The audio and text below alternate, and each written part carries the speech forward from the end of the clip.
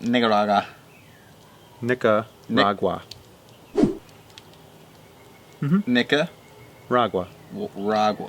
See? Nicaragua. Although if you can say it in the Spanish way, you can get it to flow a lot better than we can. So us Northerners suck at it.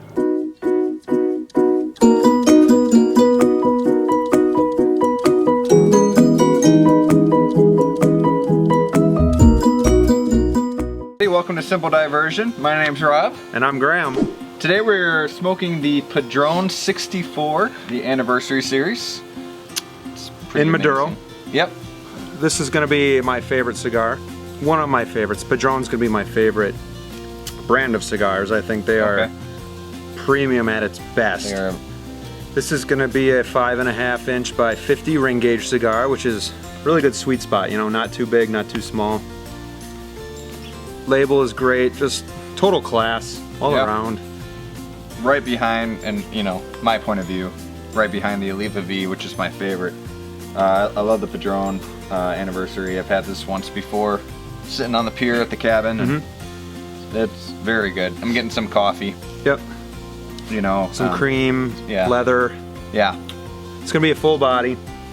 So we're gonna be, you know, it's gonna be packing a punch, and we're gonna be getting a full palate, if you will, of flavors. It's very balanced. This was about, in the local shops, they run about $12 a stick. But again, go online. You can usually get a 5-pack for around the $10 range. Okay. So a couple bucks cheaper. That's not bad. They actually have a video. It's like a 23-minute video about the Padron farms and how they make, or how they grow their tobacco and how they ferment it and all that stuff. It's really actually pretty interesting, and it just made me love the brand that much more. Right. Yeah, I was doing some research earlier on it and found out some things like, you know, they use the rarest tobacco there on their farms to make these. I have never had a bad Padron cigar. It's always a great experience, and you're always getting top notch when you're buying it. You know, they are going to be a little pricier than some of your other sticks, but you know you're gonna have a great time smoking it. I think Padron was my first quality cigar, I'll say. Question that I had for you, Rob, and you guys out there. Yeah. What is your favorite size of cigar to smoke? I was actually just watching, For Pete's Sake, Have a Cigar show, and he was smoking a 10-inch. That guy's awesome. Huge cigar, and it just made me think, you know, what are some of my favorite cigars? What's kind of in my wheelhouse of what I like to smoke? And for me, it's going to be either like a torpedo or a Toro size. I would prefer more of a Toro. Okay. Like a ring gauge, I don't go much bigger than like a 50 to 52, because after that it's just like you're putting this huge thing in your mouth, and you know, it's just I don't know, I want to be comfortable. I don't want to be lugging this big thing around. Like Churchills, you know, I experiment a little bit with Churchills, and you know, sometimes that smoke is a little too long for me. I feel like a Toro size is just right in my wheelhouse. And Robusto's just, sometimes Robusto is good, but sometimes it's a little too short.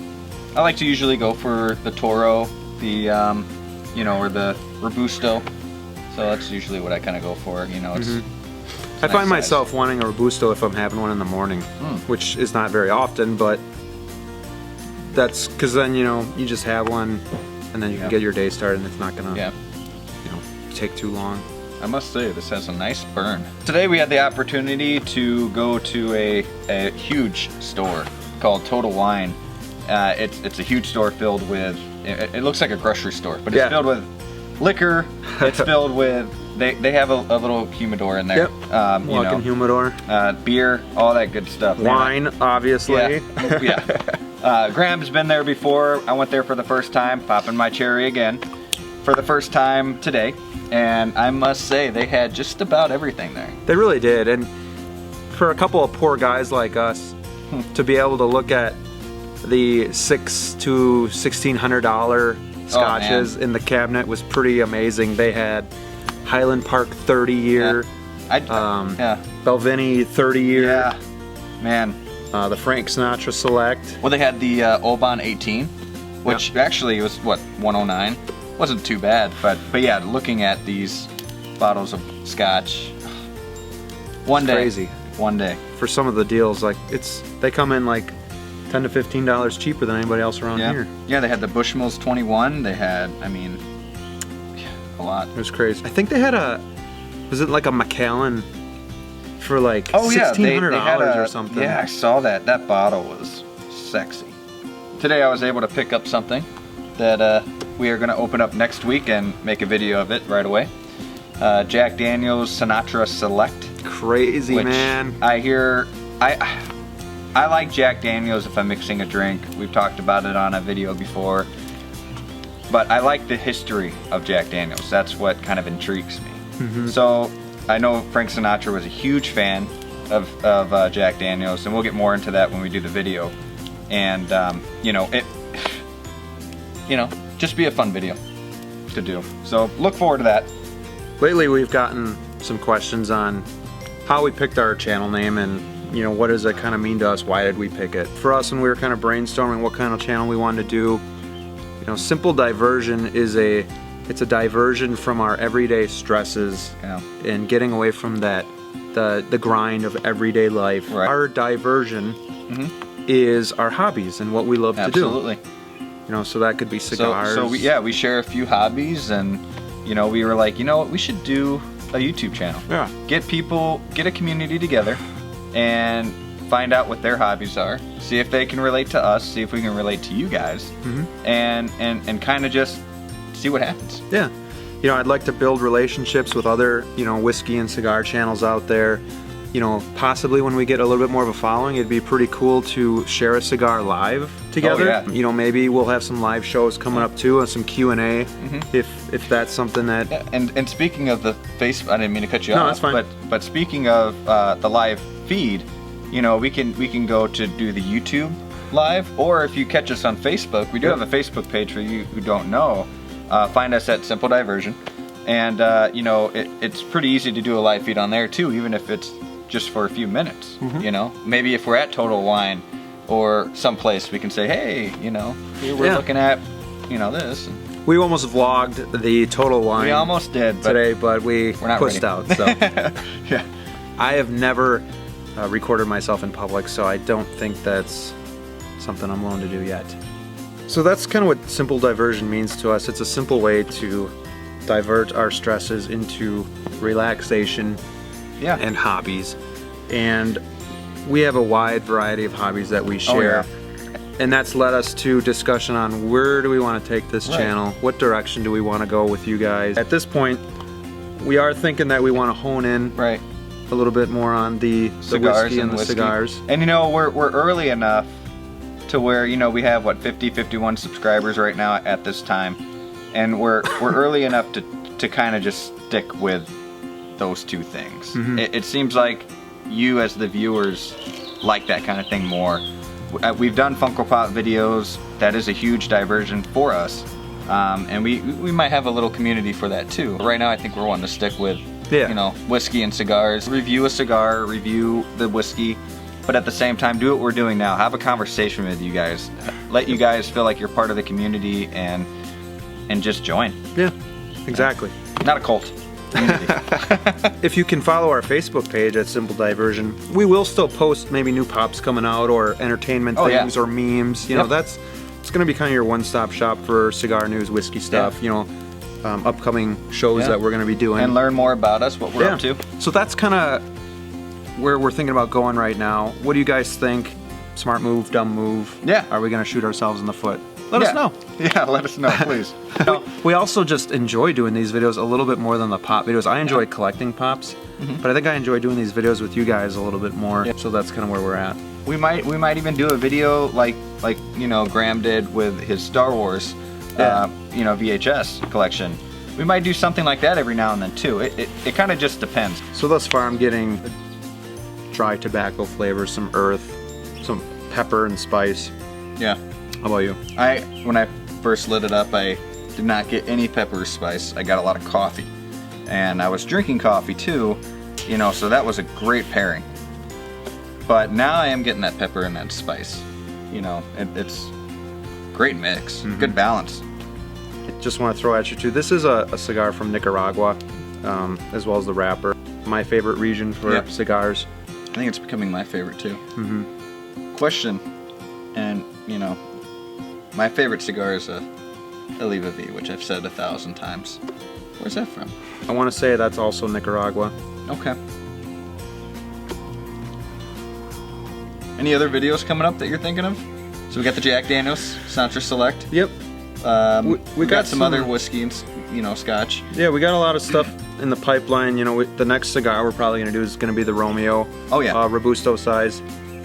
We want to do a wine video with Jessica, who does one of those wine parties, so she knows her wine very well. And that'll probably be in a couple weeks. Yep, we're hoping in a couple weeks. And then we also have Brian, who is probably one of the biggest whiskey entrepreneurs that I know. I was actually over at his house the other night, and he was letting me try Highland Park 18, old Belvany 18. What else did you have, Brian? It was a Belvany 21, I thought. It was a 21, yeah. And then Talisker 18, right, I think was the other one. I might go knock on his door and say, hey, I'm Rob. You know me by YouTube from YouTube. And we do know a thing or two about our whiskey, our scotch, and our cigars. But at the same time, learning new things and learning more with you guys. So, you know, it's a lot of fun. Yeah. And so by having Brian come into our channel, you know, as a guest, that would be awesome. Yeah, I mean, it's gonna help you guys, gonna help us, and we told you in our first videos we don't pretend to be professional reviewers or anything, but we are just passionate about this, and we want to learn more, and we want to spread that you know, knowledge with you guys too. Absolutely. And we have a lot of fun in the process. Yeah. Whoops. Oh, son of a moment. I almost just flicked it a little bit. It fell on you. There she went. Man, TGIF. TGIF. This is why we push through the week, so we can enjoy the sunset with a cigar and you guys. Remember when you were a kid and you'd close your eyes and lay on the grass and you hear the wind blowing in your ears. And, and you would look up at the clouds and see shapes. You ever stand? I don't have that imagination anymore. It's kind of sad. You ever stand and look at the clouds like this and then you get dizzy and you're like, I don't want to do it. A trick with these Padrones too, and any full body cigar, is when I'm done smoking one, sometimes I do get a little lightheaded. So what I'll do right after is I'll just take a small spoonful of sugar and eat you that taught just me to get that helps. my levels back up to where they need to be. Real quick. When I was a kid, I would sneak into the I used to eat those sugar cubes and just put a couple in my mouth. Like, I love cereal, and I eat 2 bowls of cereal a day, but this guy would have cereal like 2 bowls at night. I have it for dinner sometimes. Sometimes that'll be his dessert, his dinner, whatever. But when I was a kid, if I didn't have like Lucky Charms or something with marshmallows or sugary, like all we had was Frosted Flakes. Yeah. I'd just take the sugar and pour it on, and that way I'd have a cereal that's already sugared. I do like my Fruity Pebbles. I'm a Fruity Pebble kind of guy. The only problem with those is they get soggy really quick. So you gotta rush when you're eating them. Very quick, yeah. When we ate cereal as kids, we didn't have cell phones. Right. All we would do is stare at the back of the box, and then you would do the games like over and over again. Like the mazes or like the questionnaires or whatever was on there. Or you'd dig in for the prize. Right, when it was actually a real legitimate prize, not a piece of paper. Yeah, well then, when I was getting older, it got to the point where you had to cut something out and then send it in. Oh yeah. And then you'd get your prize. Well, I'm not doing that. Yeah. Kind of like soda tops now, the caps. Used to say, you win $10. Now it's like, here's your code, go online and do this, and we'll send you emails nonstop. Well, this was the Padron 1964 series in Maduro, 5.5 by 50. Great flavors. I'm still getting the same things on my palate. Yeah, some spice, some leather, some earth, spice and pepper. This is going to be a great cigar to try. Let us know what you think. Do you like this one better than the 1926 series? Or do you like the 26 better? What kind of size cigar do you guys like? And if you haven't tried it, go ahead and try it. That's what this is for too, you know. Try something new. You cannot go wrong with a Padron. I can't stress that enough. So go out and get them. Let us know what your favorite cigars are. This is mine. 1964. Please like and subscribe. Yes. Please spread the word. We want to keep growing with you. We want to keep doing these videos and have fun. We really enjoy it. We enjoy the heck out of it. And it's fun getting to know everybody. So again, thank you for the support. Thank you. And as always, see you soon. See you soon.